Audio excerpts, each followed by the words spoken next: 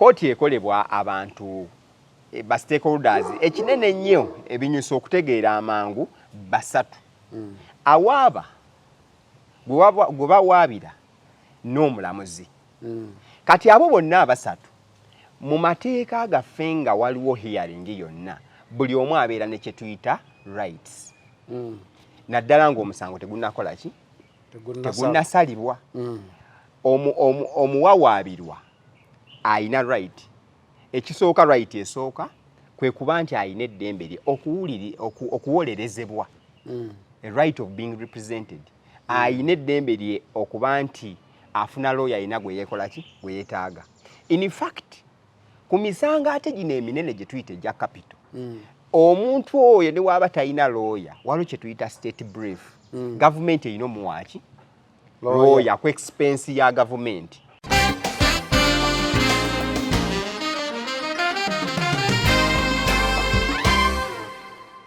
kaakati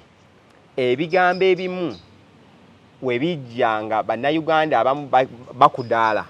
bakudaalira obulamu bw'abalala wekimutuukako bafuna omukisa oku advocatinga oba okugezaako okulaga era still injustice eyo nti obadde ogamba ekisookera ddala nti ebintu biri bulungi but look emoloka ya prison sente ezigikola service okuba nti esobola okuba nti tesiba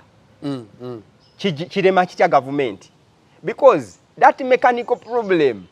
etandikira ddala mu kimu ssente gavumenti zeevugirira ki ekitongole kyaki kya prison number 2 oba si kyekyo avuga emmotoka ye yali tali mu mbeera nnungi olw'ensasula kakati ate gwe obadde oli mu kutugamba nti ebintu biri buki biri bulungi ekyo kyekisookera ddala then ne bagamba nti omuntu ono mu ddwaliro gye yatwalibwa abadde atugamba nti ffe bye twogera nti embeera saamuweya malwaliro mbi abadde ng'atugamba nedda tuli kuki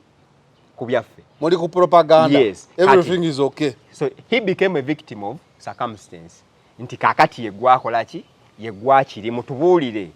saawa tasobola naye banne basobola tubuulira emulago kirungi oba si kiki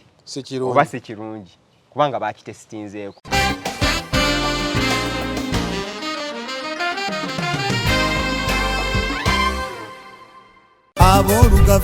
ekifuba kikulemeddeko kikusiiwa kiraakira tekikutuka obussa bubi naawe alina ssenyiga nga takuggwako kozesa lugave cough and flu syrup ate gwalumizibwa alusazi nga zikuyisa bubi ofuna ekikeeto oba gaasi mu lubuto gwekozesa lugave alusa syrup musange mu pharmacy ne drug shops zonna lyakakasibwa National Drug Authority. A deal is a deal, but this one is bigger. Enjoy up to 50% off on AliExpress with your Airtel Money Global Pay card. Spend $100 and get $50 off. Spend $50 and get $20 off. Even at $15, you get $5 off. The more you shop, the more you save. Discounts are valid for a limited time only. Activate, load, transact now. Airtel Money. Instant, secure, borderless. أعوذ بالله من الشيطان الرجيم بسم الله الرحمن الرحيم السلام عليكم ورحمة الله تعالى وبركاته nze Haji Yasin kiza omusomi w'eddwa nkola ku misango bula ly'abaana gwa yalimu okuzaala abonaabona anoonyeza obufumbo n'obutambula bw'emirundi gyonna akaabya obwavu atalina mulimu ebizibu eby'amaka eby'emmaali omukisa yagenda ebulaayo okukola toyina mirembe toyina mirimu nsangibwa lugalambu ku lw'ejjinja osobola okukuba ku nnamba ezo ali ewala osobola oyita ku WhatsApp ku nnamba zange ezo z'olaba ku sikulini yo. Focus 360 the final channel kwoli special edition ya Between the Lines kuba tochi mu nsonga olunaku olwaleero Farukali yafunyemuko obuzibuzibu tetusobodde kubeera nga tubeera naye tulina okusigala nga tukola paka wanadda ndi ne kanso abasinga mu mulabyeko erinnya lye Council Freedom lye lisinga okubanga litambula naye buli wojja ku final channel nga first time you introduce yourself nobeera nga audience yaffe okumanya sebo Council webale nnyo okutuwa ku budde era nsaba weyangulireko kubatulaba neyanziza nnyo okunkyaza ekisooka nze Nsibuka Haruna aka Freedom erinnya lya Freedom eryo lijja okusinziira ku gye mpitidde mu byobufuzi kuba mbadde Mpagi Luwaga mu kulwanirira eddembe ly'abayizi bambadde nnyo omukulembeze w'abayizi nga nkyasoma ku university so ne bantuma freedom fighter abasinga ne batandika okulisalako nti freedom ndi musajja munamateeka ate nga ndi mulwanirizi wa ddembe ate nga nze omu ku bakulembeze mu Lubaga okuva mu kibiina ekya National Unity Platform. Neesiimye nnyo okuba wano era mbaagaliza okulaba okulungi n'okuwuliriza abafunye ebizibu mu wiiki eno, abafunye ebizibu mu mwaka guno sofa tubasaasira, naye n'abafunye ebirungi tubasaba ebirungi ebyo mubikwate bulungi kubanga ebiseera ebisinga ebirungi bijja lumu, tebijja buli lunaku. Naye oba olina ekirungi ky'ofunyeeyo baako engeri gy'okikwata obulungi kisobole okusiga ensigo endala osobole okusuusa obulamu. Okay, nga bulijjo between us tuba tutunula mu nsonga eziba zikoza amawulire mu wiiki between you and me n'ali ayo atulaba omusango gw'omutemu agambibwa okubanga yatemula abaana eggaba gugenze mu maaso gukuta amawulire wiiki namba waliyo ebibadde ekyankwanzi ba MP buli omu okugamba nti bagenda musimayo n'obukadde 100 kyokka in all that in an effort okulwanyisa enguzi. Then ne wabeerawo sovereignty bill. Sovereignty bill eno nayo ereesa amawulire mangi buli omu agivunulabi nga kwogatise n'okubeera nti bamenya ebintu by'abantu nakyo kibaddemu nya trade order. Nga tuyingira weekend waliwo ekyavuddeyo nti waliwo Munnayuganda eyabadde akukusa dola miliyoni 10 egguliro lyazze tugenda kuba tutunula waawo. Ndine Council Freedom nga weyeyanjudde ensonga katutandikire twanjulidde bill twanjulidde that is the protection of sovereignty bill ebyekyankwanzi then ne n'omusango n'embeera yonna etambulira ku musango. Tusookerewa ndowooza tusookere ku musango. Omusango balina bye batatukkiriza kuteesaako mu media the merits ez'omusango ebinyusa ebyabadde mu kooti kati tugenda guteesaako kuba era ne kooti nazo zikolera abantu era ndowooza ekyateesaawo public court eyo ffenna tubitegeere wadde ate ffenna obitegeera ate ebibuuzo byeyongedde okuba ebikakali nti mulimu ate era abantu bye batategeera wadde nga balina baagala babitegeere tetubitegeerera ddala tetulabangako ebbanga waliwo omukadde agamba ebbanga lyembadde ku nsi kuno sikirabangako tetulabangako musibe agamba mulamuzi nsaba kuwummulamuko seewulira bulungi mulamuzi bampeeyo ka minute maid awo nyweko mulamuzi chips and chicken nzirye ekisooka kanso basic tetuli mu misango gya kooti conduct ya omusibo ono erese public okuweeyinga eneeyisa gye yeeyisamu ne gye bamuyisaamu ne previous cases ezibaddewo mu kooti gwe nga Freedom obaddeko mu basiba aba struggle naki kyekireese embeera eno okubanga ono omulamuzi public yo erabanga kooti etawa justice ku bazadde bali abaafiirwa conduct eyo teeka lyo ligamba ki? neyanziza nnyo neyanze kakati ekisookera ddala tusaasira abazadde bonna abaafiirwako abaana bano tewali yali kyagadde kufiirwako mwana we mu mbeera yonna naye enjege eyo wemala okubaawo ba stakeholders bangi abajja on board. Ba stakeholders abasooka be bannansi kubanga kino ekintu kyakosa bannansi bonna. Omwana aba wa kyalo kyonna. Yes. Our African tradition omwana wa society. Si wuwo ekango omuzadde. Yes. N'engeri omusango guno engeri gye gwazzibwamu kye twayise cold blood yakosa emitima gy'abantu. Ndowooza tubadde n'emisango egyefaananiriza egyo nga ogwa Kirumira omugenzi afande Kirumira twalina ogwa afande Kaweesi Andrew Kaweesi then n'ogwa Biriga emisango egyo then n'omwami wa Mama Fiina omugenzi mukama bawumuze mirembe emisango egyo gyakosa ginnyogoza gifreezinga endowooza y'abantu n'emitima n'ogwala omwa omuntu ne woba tomumanyi ajja close to your feelings n'obanga abadde akola ki n'obanga abadde amumanyi n'emisango emirala gye gyaliwo egy'abakyala oba ojjukira abakyala be battanga esizoni eyo mwe battiranga abakyala Wakiso Nansa na Ntebe bye bakazaako ebijambiya naawo embeera eyo weebeerawo kitegeeza omusango guraisinga kye tuyita public interest guva mu kyogamba nti akoseddwa yekka gwe babyeko ettaka yekka yalina okukosebwa nedda abantu bonna batandika okubeera nga bali concerned okufaayo okulaba kiki ekiyinza okukolebwa abatemu now omukadde oyo gw'ogambye nti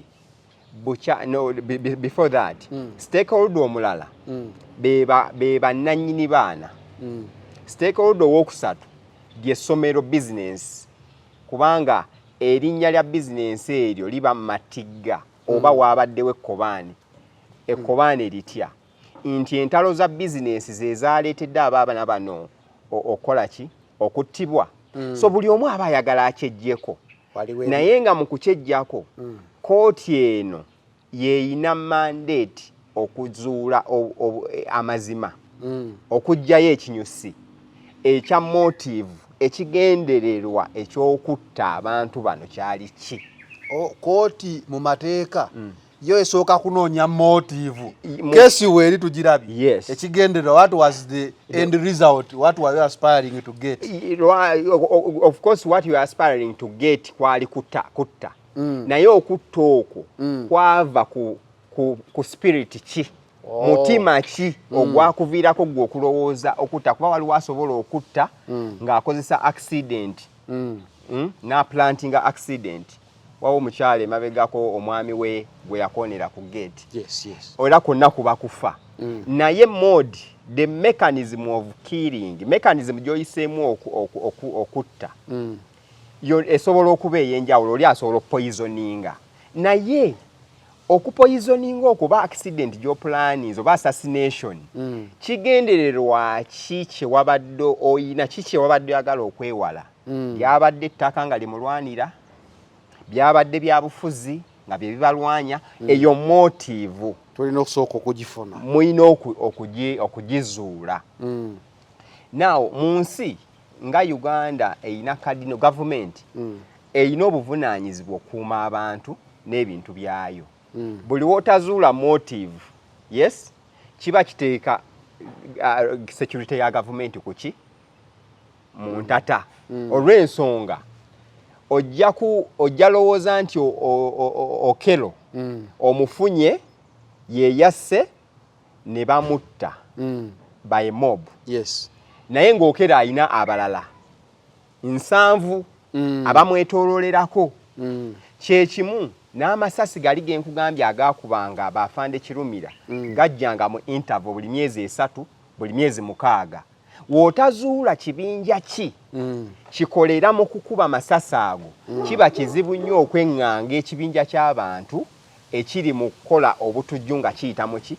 so kati olina okuzuula motive ey'abano abaakubanga amasasi yali yakuggyako gavumenti yali yakutiisatiisa gavumenti oba waliwo obukubagano oba yali ngabana mu poliisi oba okitegeera motive nnungi nnyo okugezaako okuditaalinga ebirala ebiyinza okubaawo enkya kakati bebo ba stakeholders then ne kooti yennyini efuuka stakeholder kubanga eba erina okujjegaba obuki obwenkanya kati ekibuuzo ne kijja lwaki omusango guno emyaka gyonna omukadde oli gw'otugambye nti bukyanga abaawo si yeyekka naffe bukyanga tubaawo okuleka nze yasoma amateeka mmanyiyo omusango gutya ogwali mu public court waliwo gye twayita de Koboko Massacre Koboko Massacre olutalo lwa LRA yes nga lugenda mu maaso waliwo amagye ga UPDF nga galumbye eyo eggulu Koboko of course gali mambuka naye baali Koboko unfortunately amagye agafa ga government ne wabawo abasirikale abamu abaasiwuuka ki abaasiwuuka empisa mu kusiiwuuka empisa ne bagenda nga barepinga abantu ba civilian abatalina ki so ne bakomitinga kyetwaliise war crimes kati gavumenti ng'ekozesa martial court ne bagenda federal martial court ne basamoninga buli yenna eyalina allegation okuba nti yakwata ba civilian mu lutalo olwo era hearing eyo yali koboko mu public naye hearing eyo yatwala essaawa eza negusalibwa okuwulirizibwa obujulizi okuleetebwa n'okusalibwa conviction ne sentencing byonna byatwala essaawa mmeka 2 era abantu abo ne bateekebwa ku firing squad eyo ye public hearing gyetwa nze saagirabako naye tugisomako yes. That was in 2005 kakati emyaka egyo gyonna tubaye tetulabanga ku public court sometimes public court zetumanyi zitera kubeera mu bukiiko bwa LC oba ewali okutabagana kooti negamba abantu begundi be Lusanja olujukira omusango gwe Lusanja negamba mugende Lusanja mugezeeko ne basindika commission of inquiry mugezeeko okufuna information naye teba kooti eno yaffe ya bulijjo kati ekiviirako kooti eno okusalawo ogenda eri kwali kugezaako not to justify mob justice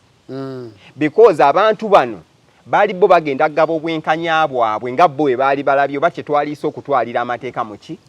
mu ngalo bo omuntu wabe bali bamuyina nga bagenda mulya buki bunyama kati buli womu bajjako nga bo balaba bali badde bakola obwenkanya bwe balowooza bwali muweereddwa you must justify, you must prove to them nti ekimukujjisizzaako omuleese era obawo obwenkanya bwe bakola ki bwe babadde baagala okukola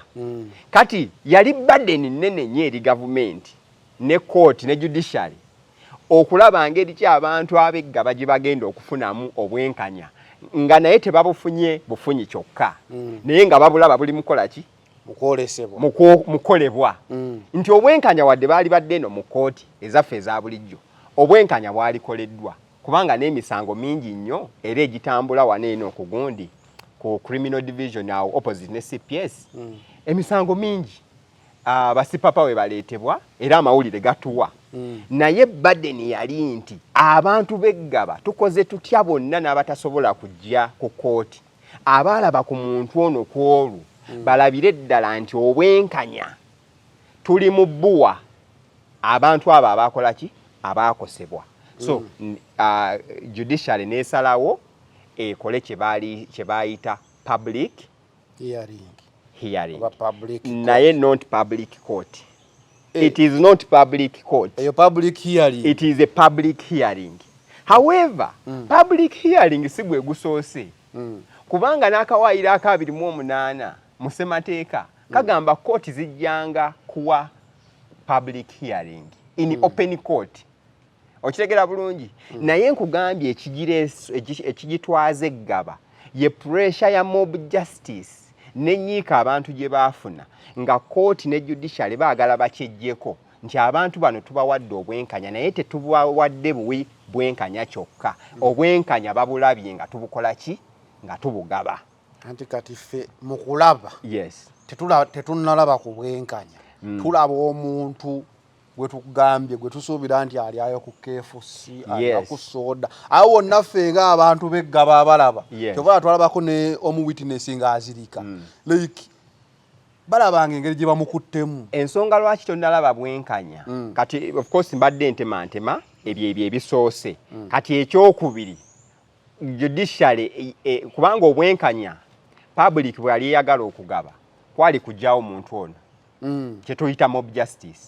kati ate yo judicial obwenkanya bweyina okugaba buli scripted on the law buli based on the law bo tebuli based on emotions of the public kubanga emotions za public wali labyo oli akwata ejjinja wali labyo oli ng'agamba ejjinja terimala nange kankwata ejjambiya Kakati obwenkanya judiciary bwegaba buli expressed within the legal framework. Kati obuzibu lwaki gwe olabanga obwenkanya abatabugaba because amateeka legal framework waliwo byewa omusibe naye ng'omuntu oli oweggaba n'ono alaba ye tabimanyi nti gyebiri ye ayina kyayagala okulaba naye ate judiciary eyina kyeyina okuyitamu okugaba obwenkanya ki obwo. Ekisooka kooti ekolebwa abantu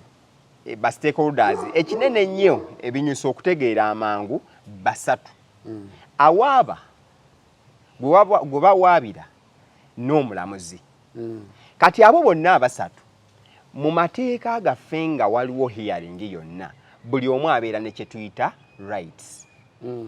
naddala ng'omusango tegunnakola ki tegunnasalibwa. Omuwawaabirwa ayina right. Ekisooka right esooka kwe kuba nti ayina eddembe lye okuwolerezebwa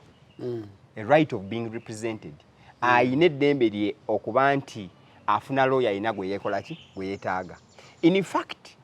ku misango ate gino eminene gye tuyita egya capital omuntu oyo ne waaba talina lawyer waliwo kye tuyita state brief. Gavumenti erina omuwaaki lawyer ku expense ya gavumenti olw'ensonga ebintu bino ebimu ebigenda omuleetebwako ng'obujulizi omuntu oyo naturally takola ki tabimanyi. Kati bamuwa lawyer agenda omuyambako obimunnyonnyola n'okubimutemeratemera. Kye tulina okutegeera nti okuba lawyer wa accused person tekitegeeza nti omusango gukoze eki tegumusinza oba gumuvuddeko. Gwe lawyer oyina kunnyonnyola oyo omuntu omuwawaabirwa byakunnyonnyodde n'obireeta mu ngeri y'amateeka kuba gwoba wagasoma n'obinnyonnyola kooti. N'oli awaaba kye tuyita prosecution oba DPP naye n'aleeta obujulizi. Kati waleeta obujulizi stakeholder owookusatu that is the court omulamuzi ye n'atunuulira oluuyi lw'eno n'atunuulira oluuyi lw'eri n'akola kye tuyita verdict oba okusalawo okusinziira. Kati obuzibu omusango baagutwala mu public hearing nga essuubi ly'Abannayuganda lingi naye ng'ate waliwo kye tuyita legal procedures etulina okuyitamu. Saawa zino wiiki eno ki kye tuyiseemu? Wiiki eno kye tuyita omuwaabi wa gavumenti oba director of public prosecution yatandise okukola keesi ye kye tuyita to make your case okuleeta abajulizi bo. Kati bw'oleeta abajulizi bange gundi takkirizibwa kwogera kigambo kyonna as of now omusibe okero wabula abeerawo kulaba bulabi bajulizi be bamuleeseeko against era nga ne balooya be baweebwa omukisa okukunya abajulizi abo. Looya omulungi mu gino emisango gya criminal awolereza omusibe si y'oyo aba n'obujulizi kati nga looya wookero si y'oyo aba n'obujulizi obulungi kuba okero talina bujulizi bw'agenda leeta mu kooti. Ono omuwaabi gwe tuyita DPP yajja n'obuki yajja n'obujulizi aba n'abajulizi abeera ne statement ze baakola ku poliisi medical report postmortem report byonna abaana beera bali mu bireeta. Naye looya wookero obuvunaanyizibwa bwe kuba biki bituli obujulizi obuleeteddwa sayidi enda kyabadde akola akubamu obituli. Lwaki tugambye waliwo legal framework esaba obujulizi kika ki na quality ki erina okuweebwa kooti. Kati ono omuwaabi wa gavumenti waleeta obujulizi nga bubuusibwa looya wookera aba agenda bukubamu ki okugeza nti wemba nina ekiwandiiko ekyakolebwa expert ekiwandiiko ekyo kyalireeteddwa mu original format. That is the requirement of the law. Kaakati looya wookero walaba nga kireeteddwa mu duplicate form tekimugaana kuba amateeka gamukkiriza okubamu ebituli obujulizi obwo obukoze eki obuleeteddwa. Ekirala abajulizi oba baali balaba olunaku olwokero lwe yakola ki looya wookero aba ayagala nnyo okunafuya abajulizi beeno ng'alaga nti akaseera ako okero lwateeberezebwa nti yakola ekintu ekyo. Nfuna bulungi abajulizi tebaaliwo babagamba buki abagamba boga tewali yalabira ddala Okero ng'akola ki Okero we yagambidde it is a script my lord yes nti kazannyo kawandiike kugamba ye alinga alaga nti kazannyo nti abantu bonna bana alinga alaga nti abajulizi abaleetebwa tebaalaba tebalina kye baalaba okitegera bulungi naye ate mu mateeka obujulizi omulungi asingidde ddala obulungi y'oyo omujulizi aba yeerabirako ddala so kati looya Okero ekimukunyisa bano abajulizi kukakasa oba ddala baamulaba ng'akikola tebaamulaba. Ekirala waliwo ennyingo mu mateeka bbiri ezikola omusango gwa criminal. Ekisooka olina okakasa nti omuntu oyo yennyini kyobulaba oyogeddeko waliwo oŋŋambiddeko ku kifaananyi abantu bagamba beewuunyo manyi oteekayo n'osirika n'agamba saagala bizibu balaba ekifaananyi ekyasooka okufuluma ekigambibwa okuba ekyokero ng'ali kabangali nga bamuyimirizzaawo ne dress code gye yalimu n'Okero eyajja mu kkooti ne dress code gy'aliko n'appearance bintu bibiri byanjawulo. Kakati ennyingo bbiri ezikola emisango gya criminal. Ekisooka bakiyita actus reus ne mens rea. Actus reus kitegeeza nti omuntu yenna nga tannasingisibwa musango ono omuwaabi alina okusooka okukakasa ennyingo esooka nti oyo yennyini asingisiddwa ye yakikolera ddala participation ye muntu yennyini eyakikolera ddala otherwise tosuubira nti wojja okukwata mu nju ng'obateebereza nti kato n'okwatamu waswa kuba bafaanana olina okuleeta obujulizi obw'essimba obw'enkukunala okukakasa nti omuntu oyo ddala yakikola. Kati abatandise okompeyalinga ebifaananyi ebyo yeeyo theory gye bagezaako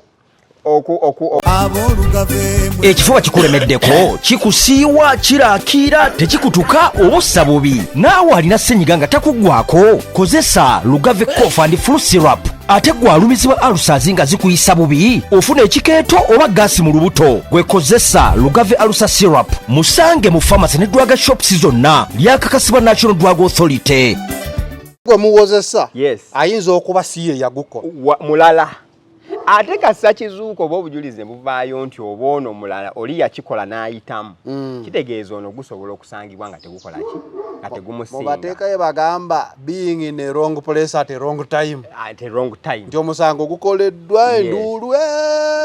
baza okukwata polisi gwesanze nga yemmwe betusanze weebale nnyo. In fact nane bakiraya era abali ku misango weegityo gyennyini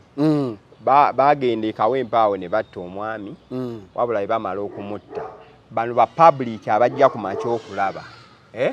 we basanga bakwata baana ba neiba kubanga be baali abavubuka abalinga abayinawo ku maanyi. Koyogeddeko nali ndaba amawulire oba batta muntu eyo busoga abantu bye bajja okulaba ne wabeerawo eyajja kati baleeta embwa ya poliisi yatambula egoba lusu lwa lasiti muntu yaliwo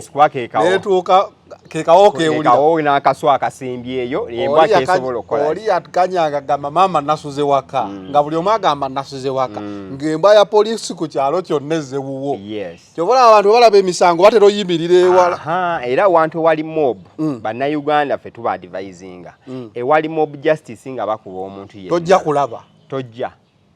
because osobola n'okugamba nti gwe okutte bakubye abasoose bakubye kakati gwe n'okwata akacupa k'amazzi n'okasembyayo n'okamukuba nno nga tekalina ne kikamukozeeko but poliisi wejja obumu ku bujulizi bwesanga ge mayinja ago kuba gabeerako ki gabeerako fingerprints kati bwe bagatwala mu forensic gasobola okulaba kubanga egundi yeeno kasita ekigaalo ekyo kikwata ku kintu kyonna. So finally bagenda tandika okutrackinga baani abakwata ku ebyo ebintu byonna ebyakola ki ebyasangiddwa mu kitundu ebyasangiddwawo. You understand? Fingerprint zo nga ziri ku kacupa. Sometimes you your part. Sometimes waliwo bana abajja ne bakuba n'empi kakati bagende omuntu bamutwale mu examination basange ekisooka fingerprint eri kacupako ate nga n'olugalo lwakutteko kuki ku mubiri gw'oyo omuntu. So finally batandika okukola ki okutrackinga. So element eyo bano abakompeyalinga ekifaananyi kye bagezaako kola ki era ky'oba olaba batandise n'okutuleetera gundi omukulu oyo nga ayambadde ebyambalo byaki byamagye na biki na biki. Yes, kati ebyo byonna mu mateeka ba expert oba bannamateeka oba bawaabi ba gavumenti bo babeera balina obukugu okuverifyinga n'ebyo ebifaananyi ebitambula ebibiri okukakasa oba tebiri mu badaivatinga because era tulina n'okukijjukira nti oyo omukulu waaba tali omu ng'ekikosi tali omu kyangu nnyo baakola nabo kutandika otudaivatinga diversion mu musango tutandika okugamba maybe si yeye no because n'abalamuzi baffe babeerako ku social media oba otandika bacompromising mind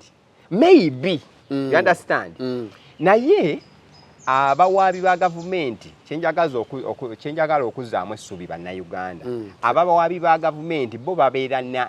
ne expertise babeera n'obukugu babeera ne mechanism ne instruments ezisobola okunoonyereza okusukka ku ki ekisookera ddala bwe bagamba nti omuntu ono kubanga obuvunaanyizibwa bw'omuwaabi wa gavumenti kwe kuleeta obujulizi obukakasa obuteeka okero mu kifo kasa bo banaakikola ne baprovinga n'ekirala era abannayuganda kye bawulira mental capacity kyolaba waliwo kanso Wokero yabuuliza nti sikoseero kye kimu ku biyinza okuleetera omuntu okukosa obwongo bwe ayagala gezaako kulaga nti client we asobola nga ali affected mentally oba nga ayina off and on mental disorders off and on mental disorder nti asobola okubeera okay now but after some time naye senga oludda oluwaabi luleeta obujulizi obuplacing Okero ku crime scene ne buleeta obujulizi obulaga nti obwongo bw'Okero bwali mu kaseera ako bwali bukola bulungi Okero abajja batalina waabukira guno musango. So guno musango tuyinza okwetaagamu ka DNA to prove because ebibuuzo ebiri ku mutimbagano biga ekifaananyi kyasooka okufuluma omuntu ayinza kusala abaana bana ne mumukuba nga talina wadde blood stain like tetudiscussiga musango naye nkulaga abantu nga wagambye public hearing tumala okuwuliriza tuddayo eka ne twekuba jamu blood stain is an obvious evidence buli omu alowooza nti buli mu kufa kubaamu blood stain if it is by slaughter no by slaughter by if there was slaughter the presumption are two the one who slaughtered wosala ente agisaze sigwavaamu omusaayi naye gukusammukira no dependent ku expertise ye yatemi ye yasaze okitega si buli asala enkoko nti asammukirwa omusaayi naye ate wogiwa akaana akatandika P1 akasiraamu jangu onsalireko you understand kyekiri kyenkugambye nti okuwuliriza omusango gwonna ogwa criminal tetuwuliriza saawa eyo kyaliwo kwolwo olunaku kooti erina ebintu bingi byetunuulira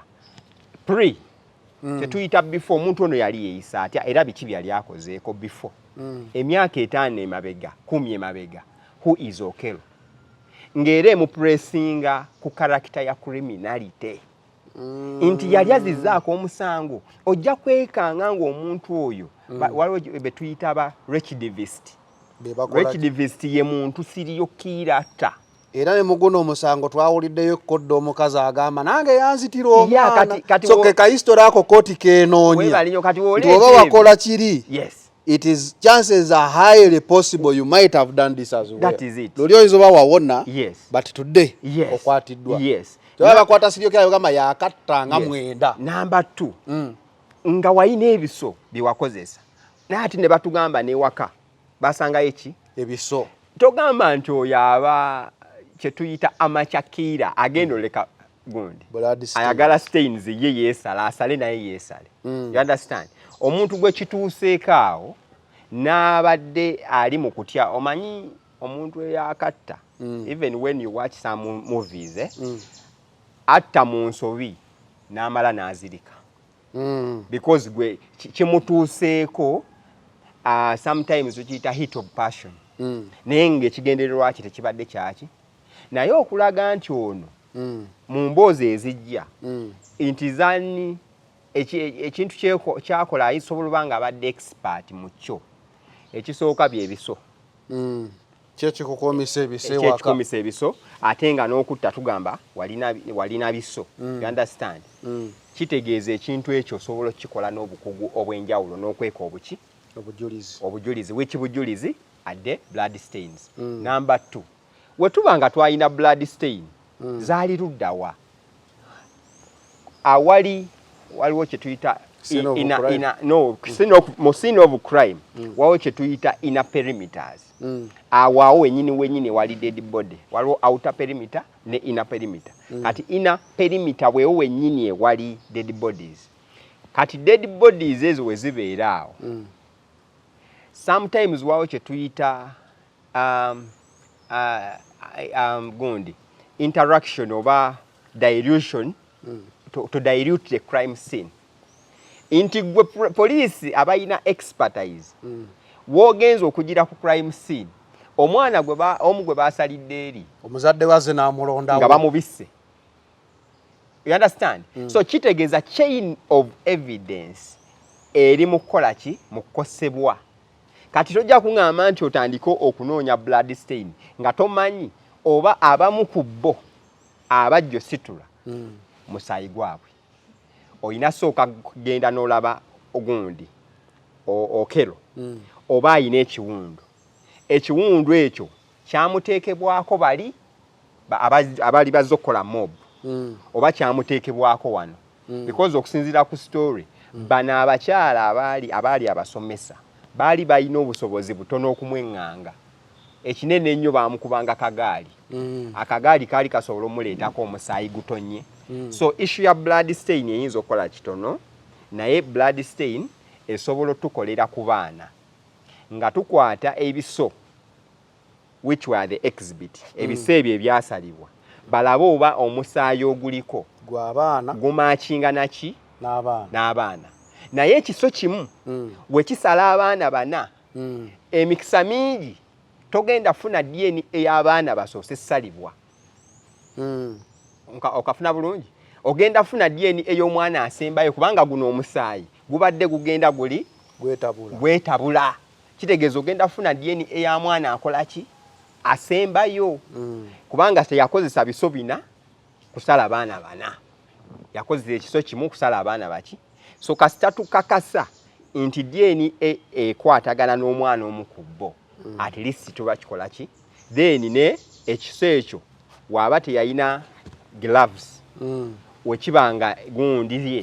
fingerprints zimakinga so tuyinza okuleka blood stain ne tulaba fingerprint yakola ki yakwata ekiso anyway then netugattako bino ebya receipt ebya mobile money ndowooza tuba tusobola okufuna obwenkanya anyway akantu kokka lwaki public terina kutya nnyo mbadde nsoma mu comment section mbadde nkubuuza nga bagamba waliwo n'omukulu eyatemula nagirinya the wengeri gye yali yeekaringamu mu kooti bamuteekanga kweni TV n'abuuza mulamuzi nze biki faye tugamba n'omusajja kyakoze abalamuzi naye sentencing we yajja muganda wa yali ndalamu saawa zino prosecution oba abawaabi bakyakola keesi yaabwe we tugenda okulabira oba omukulu ono ayina kyatugamba nga state egaddewo keesi yaayo n'abajulizi baayo nga time yaani yookero naye kuleeta abajulizi be kati awo tujja bulira nnyo atugamba nti ye yakikola teyaliiwo n'ebirala ng'ebyo aba public yali tawale tufunye okutya okusinziira enkwata gye bakwatamu omusajja wanywa kasoda wakola kitugamba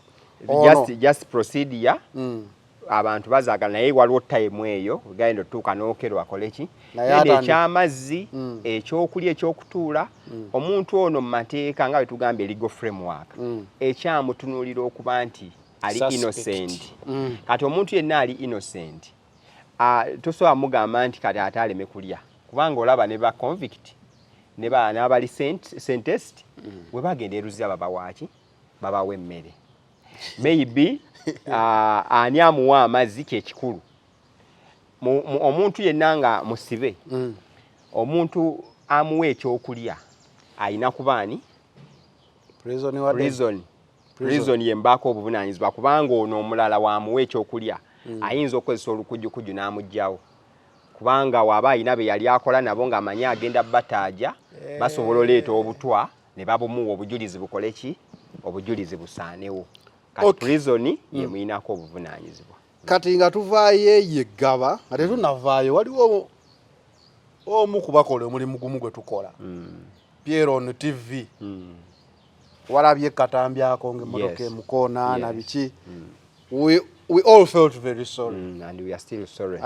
okay and we are still sorry naye oluvannyuma public namawulire afudde biki ne bawulira ennaku social media nga weerewo ennaku zino within a few hours there was a turn ekintu ne kifuuka political gamba oyo yayogera bwati ne bwati ne bamuholding accountable ku bigambo bye eyo embeera ebeera etya embeera eyo ya kye tuyita activism mu byobufuzi tulina kye tuyita okuba abantu okwekyawa abantu we beekyawa we bafuna engeri yonna gye baraizingamu eddoboozi lyabwe okulaba nti liwulikika operation n'okunyigirizibwa kwe bayitamu we bafunira chance wonna okuraizinga bakukola oba kufa oba kukola ki you understand bannayuganda balabye injustices nyingi nga ezimu ku zo we zikolebwa mu public abantu abamu beesuulirayo gwa naggamba balowooza everything is okay obulamu buli okay government is in control you understand buli woofuna omusango ngwa ogwokero nga gututte wiiki emu okutandika owulirizibwa naye nga munene nnyo gwali badde oba oli awo gutandika n'okunoonyerezebwako kwali badde gutwala omwezi gumu in normal circumstances omuntu atandika okompeyalinga ne wayiswa because aba afunye platform wagenda raisingira eddoboozi lye alage injustices unfairness eziriwo nti nze we mwankwata namala emyezi 6 nga sinafuna justice 6 naye nga omusango mutono ng'ate mutono omusango munene nnyo n'okunoonyereza kwetaagisa ba expert obukugu n'obudde gavumenti esobodde okikola mu wiiki etya mu wiiki emu bannayuganda tobanenya kuvaayo ku expressinga amaloboozi gaabwe you understand kaakati ebigambo ebimu we bijja nga bannayuganda abamu bakudaala bakudaalira obulamu bw'abalala we kimutuukako bafuna omukisa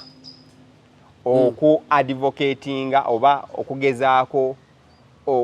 okulaga era still injustice eyo nti obadde ogamba ekisookera ddala nti ebintu biri bulungi but look emmoloka ya prison sente ezigikola service okuba nti esobola okuba nti tesiba kirema kitya government because that mechanical problem etandikira ddala mu kimu ssente government zeevugirira ki ekitongole kyaki kya prison number 2 oba si kyekyo avuga emmotoka ye yali tali mu mbeera nnungi olw'ensasula kakati ate gwe obadde oli mu kutugamba nti ebintu biri buki biri bulungi ekyo kye kisookera ddala then ne bagamba nti omuntu ono mu ddwaliro gye yatwalibwa bulijjo tugamba ffe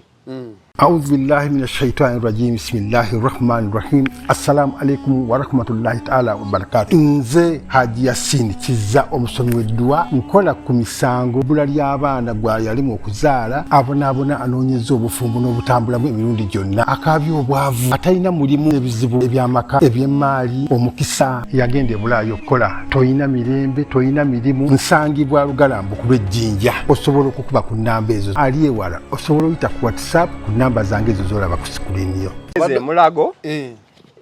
batugambye osanze abalwadde bangi naye ate omuntu ono gwe batutte ali mu media gwe tuli azenga litmus paper gwe tuli mu kwagala testingirako ddala amalwaliro gy'agenze ganaamuyamba kubanga emitima ffenna gyali gitwewanise anadda tadde tugenda okuwulira emulago gy'agenze naye ng'omuntu oyo y'omu abadde atugamba nti ffe bye twogera nti embeera Samuel ya malwaliro mbi abadde ng'atugamba nedda tuli kuki ku byaffe muli ku propaganda yes everything is okay so he became a victim of circumstance nti kakati ye gwakola ki ye gwakiri mutubuulire saawa zo tasobola naye banne basobola tubuulira emulago kirungi oba si kiki oba si kirungi kubanga bakitesitinzeeko kubanga baataddeyo akantu kono omulenzi Piero on TV ng'avuma agamba mwonoonyeza byammwe like video nja buplayinga ne bamala ne bamugamba ekyamutuuseeko ffe tuli mu media there is an artist called Green Daddy yali mulago wennyini nga mukyala we agenze oba baazaala omwana nga tannaba kutuuka naye omwana n'afa mu mbeera ez'obulagajjavu nga n'abalala abaana baali bafudde bangi namugamba naye wano mu campaign wayimba ogamba oti kati noono naye ndowooza bamutadde ku musalaba gwe gumu nti when you are benefiting somehow but token kyejjeemu nti kati you are not Piero on TV you are not Zanero because kati ffe kyetufunako ti Zanero osobola okuba sobola bujjanja bikatinga kwayo ekike but because tulina following oba sisobola kuwoza musango kuba nina council you can offer me that service nogamba oba nogamba nti kale katukuwaddeyo pro bono musajja wange ne wali omuntu ali mu kyalo nga ye oba tafunye mulamuzi lawyer kaweddemu nono naye ndowooza atuse mu situation nti senga si ye nga relative we yabadde afunye ekizibu ekyo oba senga because I would want to believe some of the efforts ze bamutaddeko it is because government vehicle yamukonye senga yabadde individual nti Zanera abadde avuga n'akukoona police ate yandisoose kwata Zanere kugamba leta sente tutwale omulwadde era kirina okuba because gundi yabadde eri Mantiga Uganda prisons baadde bajjagiwaabira ne government naye ndowooza Uganda prison yakikozenga kyampisa neyanguwa reacting because omuntu oyo watafiibwako ate n'avaawo image ya prison yabadde jakolaki at least response yaabwe it is okay tusobola ogiwa credit naye ne tuddayo kwoli omulwadde nga ye nti ebintu byabadde ayogera bannange si kirungi kubalaatira mu bulamu bwa bannayuganda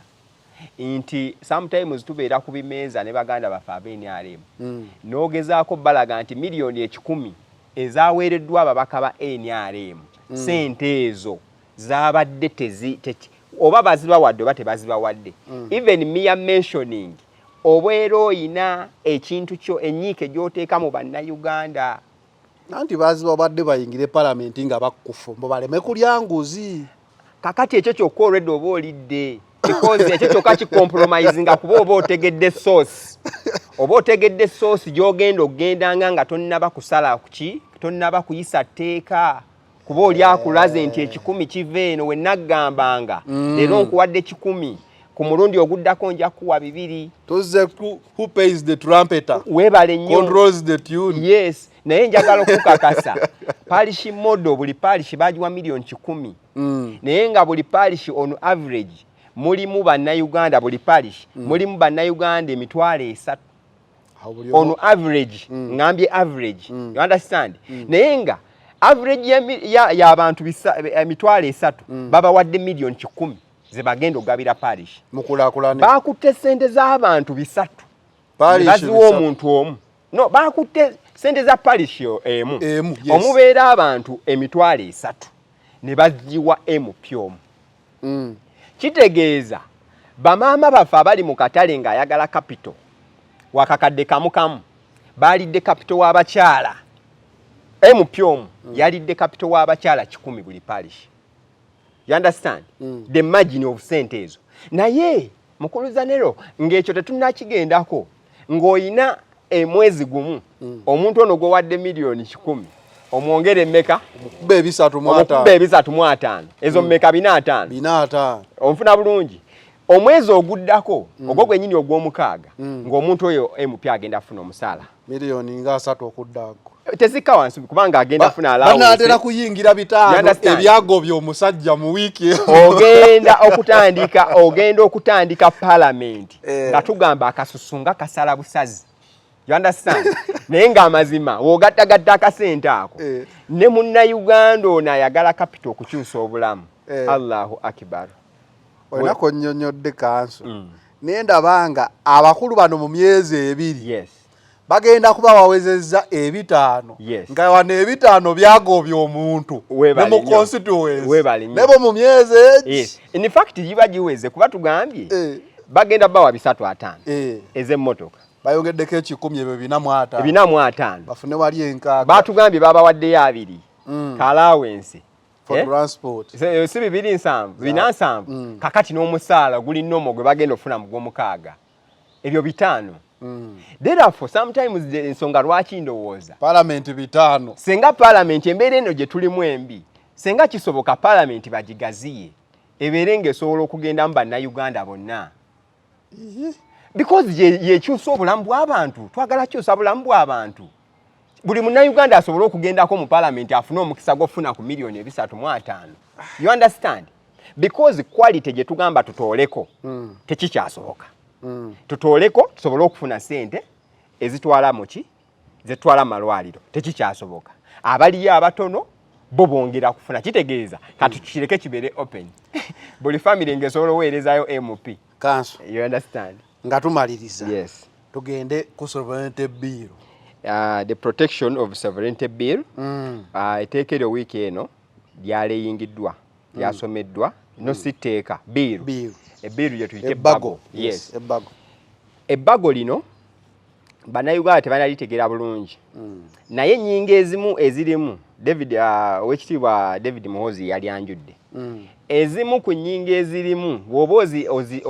ozitapuse kitandika okukulaga puraya omutima etteeka lino mwe riri okuleetebwa mwe lyazimbiddwa ekisooka tuyina ekinyusi ky'etteeka lino ligamba nti tewali foreigner quote me well wonzi bwe butandikira tewali foreigner oba kye tuyita foreign entity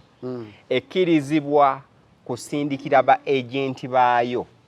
wano mu Uganda ensimbi ezisuka mu milioni bimeka bina twaziyise 20,000 currency points 20,000 currency points of multiplying them times 20,000 ofuna milioni bimeka milioni bina kati obuzibu bwe buva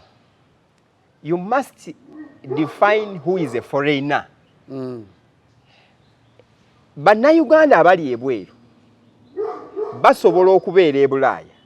ne basindikira bannayuganda oba ba agents baabwe akasente onfuna bulungi wabula tuyina n'abatali bannayuganda abali e Bulaaya abasobola okusindikira bannayuganda oba abantu abali mu Uganda akasente onfuna bulungi ebintu bibiri munnayuganda ali bweru asindise then n'atali munnayuganda naye akoze eki naye asobola naye asindika ssente kati obuzibu bwe buva wogamba nti olimitinze munnayuganda ali ebweru okusindika ssente ng'azisindikira munnayuganda munne ekisookera ddala ogenda kukosa business entity because banna business bangi capital waabwe takoma kuki ku bukadde bina otaddewo process nti buli anaasindika ssente eziva e Bulaaya ezijja e Uganda alina kusooka saba permission naye nga tulaba wano gavumenti engeri gyekolamu ebiseera ebisinga okugisaba olukusa newe tuba tugenda tegeka kivulu wano nga omuyimbi agenda tegeka kivulu tulaba process bureaucracy kitegeeza ogenda kulimitinga business kubanga waliwo transfer waliwo movement transition ya sente zeemu ekugirwa the protection of sovereignty bill that affects a lot of time in the process of work yes therefore business trade ezimu zisobola okuyiika deal neyiika kati ekirala ne bagamba kubanga twagala batubuulire foreigner does a foreigner include a Ugandan or not wabata including Ugandan ba foreigner nti boli mu kutegeeza NGOs eziri registered oba omuzungu yenna because eri oyina omugugu gwe nga government okuditamininga foreigner ki eri okitegeera foreigner whether it should be a company oba individual neba individual nti wemba nange nga nina mukwano gwange bamuyita Georges Peter ng'ali Bungereza naye omukugidde. Kakati ekyokubiri be agent kuba baga toyina sindikira agent naye abamu kuba agent mulimu individual mulimu NGOs you understand then mulimu these business companies kakati companies ezimu nga zi Coca-Cola ezirina international KFC ozireseewa so ogenda olabanga ebyetoololera ku tteeka eryo sofa binene nnyo obutasooka papirwa naye w'osoma etteeka eryo n'oligenda mu nnyingo ezimu likugirayo nga likulaga teriri nnyo ku kyakusindika ssente litunulidde nnyo enkola ey'ebyobufuzi kuba ennyingo emu egamba ssente wadde ozifunye kale tukukkiriza zizze ssente tojja zikozesanga bintu bigezaako ku nafu ya gavumenti you understand kaakati awo olabira nti etteeka baalireese kwongera ku nafu yaki bibiina bya bufuzi because ebibiina by'ebyobufuzi bye birina activities on a weekly basis ezigezaako okukola ki okucheckinga gavumenti okitegera bulungi ekyokusatu what amounts to ebikolwa ebinafu ya gavumenti kitegeeza gugenda banga gavumenti yejjanga okuditamininga nti kati ekyo kikosa gavumenti ebina byobufuzi byo bikugamba biri ku civic education webale nnyo tukuyigiriza buvunaanyizibwa bwo nga munnansi naate gwe kati gavumenti yegambe oyiga obuvunaanyizibwa bwo ogenda oba ogenda nafu ya gavumenti ofulegera bulungi ekirala kikye bayita sovereignty sovereignty kitegeeza kwetongola nga bannansi okubanga beekolera ki because the opposite of sovereignty is colonialism nti bannansi baba tebasobola kwekolera bintu bye baagala ne trade ekyokubiri tuyina ensi nga East Africa okireseewa East Africa we have the liberty to trade okitegeera kitegeeza woba otaddewo nga tuli mu kago gwa East Africa nga tusobola okutradinga banna Kenya ne banna Uganda ekyo nakyo ogenda bokirimitinze because otaddewo etteeka erikugira munna Kenya okudiringa ne munna Uganda kyokka ate ng'olina omukago gwaki gwa East African Community okitegera bulungi so ebintu bingi ebikyetaaga okulaba nti etteeka eryo liyinza okuba oluusi lubadde teryetaagisa naye tulina okijjukira nti buli opposition ejja efuna etteeka lyayo erigikosa nti Dr. Besigye yayina the Public Order Management Bill Act eyaleetebwa because baali batambula walk to work tuyina erya gundi tuyina etteeka ery'Obote we yali ajja ng'akugira gundi okudda no yali mwami Museveni ng'akugira Obote okudda ya 75 years n'alimuleetera nga limukugira okudda kaakati ffe tufunye amateeka galinga 24 tufunye erya Computer Misuse Act kubanga abantu badde be-expressinga nnyo endowooza zaabwe ez'ebyobufuzi ku mitimbagano then ne tufuna n'etteeka eryaki lisobola oba litagetinga the diaspora charter eya NUP obviously ekyo bula nkugambye you must define which foreigners you are targeting the other side because waliwo taso waliwo taso ng'ejja kwagala osindika activities wano naye ogiganye waliwo companies eziri worldwide known nga kale nti buli opposition efuna etteeka lyayo yes wendaba composure yalino I think it is targeting more of NUP and Bobi Wine because yasinza okuba ebweru yalese politics agatta bana Uganda after Museveni because also Museveni used the same tactic naye nga ate waliwo ne issue ya iPod ono agamba sijja jingira ate iPod yemuwa ssente onfuna bulungi kitegeeza ogamba nti sijja zijja balinga abakunyigiriza okkiriza ojje mu iPod you understand because